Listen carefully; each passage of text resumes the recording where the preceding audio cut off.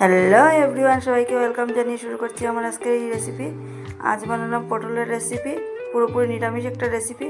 প্রথমে নিয়ে নিলাম পটল, ছুরির সাহায্যে উপরের যে আস্তরণ থাকে এটাকে হালকা করে পরিষ্কার করে নিলাম।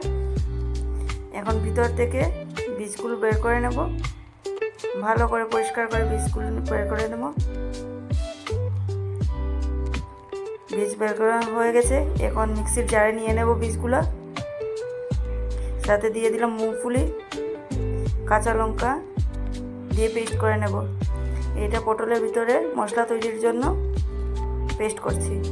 পেস্ট হয়ে গেছে, এখন কড়াই বসিয়ে নেব, দিয়ে দেবো তেল, দিয়ে পটলগুলোকে হালকা ফ্রাই করে নেব। ফ্রাই হয়ে গেছে আমার, তুলে নেব সবগুলোকে।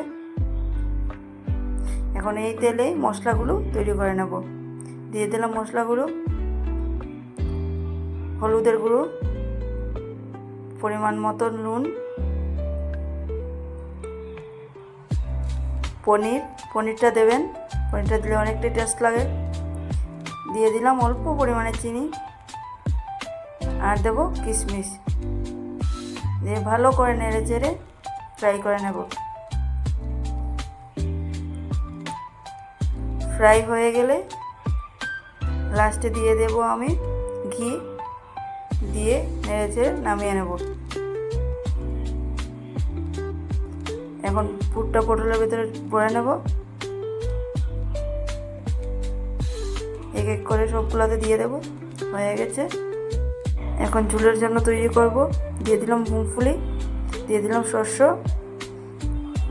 আর দিয়ে দেবো অল্প পরিমাণে দারচিনি এলাচ, দিয়ে পেস্ট করে নেব। পেস্টটা হয়ে গেছে, এখন কড়াই বসিয়ে দেব। দিয়ে দিলাম পাঁচফোড়ন, তেল দিয়ে পাঁচফোড়ন দিয়ে দিলাম, মশলাটা দিয়ে দিলাম, পরিমাণ মতো দিয়ে দেবো হলুদ গুঁড়ো, নুন, ভালো করে মিক্স করে কষিয়ে নেব।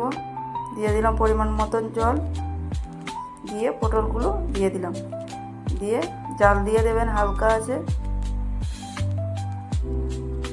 এভাবে বানিয়ে দেখবেন, খেতে অনেক টেস্ট লাগে। দিয়ে দেব গরম মশলার গুঁড়ো, হয়ে গেছে তাই। এখন দিয়ে দিচ্ছি ঘি, এটা পুরোপুরি হয়ে গেছে। এখন নামিয়ে নেওয়ার পালা।